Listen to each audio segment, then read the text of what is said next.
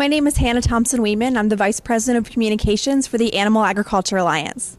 The Alliance is here at IPPE, and I'm doing a presentation later this week about securing the poultry industry's future and protecting against the threats from animal rights activist organizations.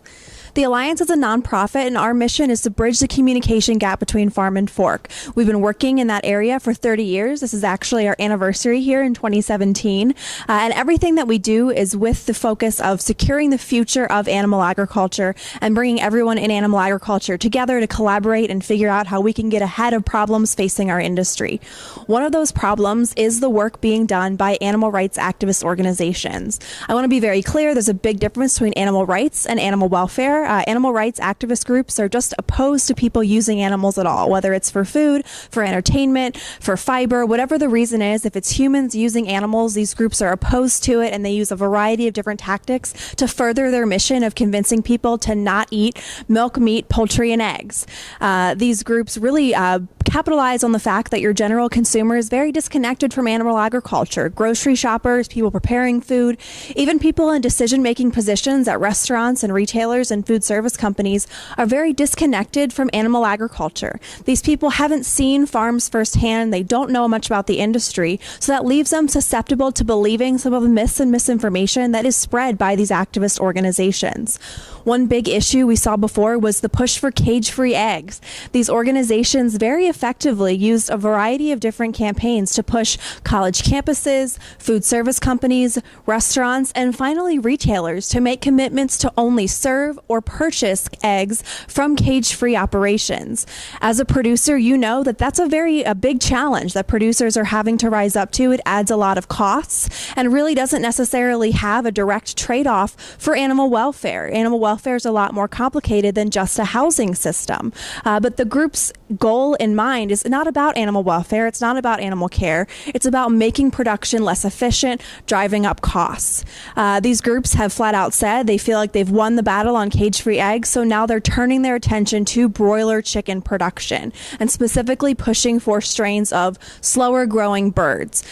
So they're pushing for use of certain genetics that causes birds to not mature as quickly. Their argument is that it is an animal welfare concern, but there's really no research to support that. But it does take longer for those birds to reach market weight. That means more input costs, more feed, less profit for companies and for you as producers. And that's, again, the end goal. It's driving up costs, making production less efficient, and forcing consumers to make tough choices about how many animal products they're able to afford. In order to achieve this mission of pushing up costs, making these certain practices be adopted, these groups really hit the industry from a lot of different angles, but what they found that's very effective is pressuring of restaurant and retail chains to adopt these policies. If they can get a large-scale national retailer or restaurant chain to make a policy like this, it's a lot more large-spanning than state-by-state legislation, which has historically been one of their major areas of focus. As you'll recall, in the cage-free example, as soon as McDonald's and Walmart made those pledges, it was really a domino effect, and they're looking to replicate that in the broiler industry. So now is the time to be proactive and get ahead of this issue.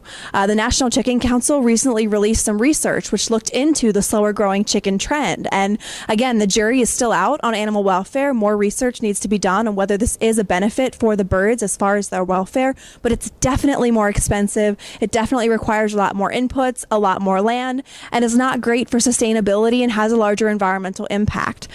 So it really is not necessarily a great thing all around. It causes some challenges, and again, the benefits have not been demonstrated. So research like that and communicating the benefits of current ways that we're raising chickens, how you're taking care of them, the great strides have been made in genetics to make production more efficient, make us able to produce a large scale of birds so consumers can have an affordable and safe product. That's the story that we need to be telling. So I really encourage you throughout your supply chain, wherever you get your birds from, whoever you contract with, wherever those birds end up, there needs to be open lines of communication, and that relationship with restaurants and retailers is just so critical. So now is the time to be reaching out, having discussions, hosting farm tours, and any way that we can take the mystery away from production. If you want to learn more about the Alliance and some tools that we have to help you accomplish this mission, you can find us online at animalagalliance.org or on pretty much any social media channel where there is Animal Ag or Animal Ag Alliance.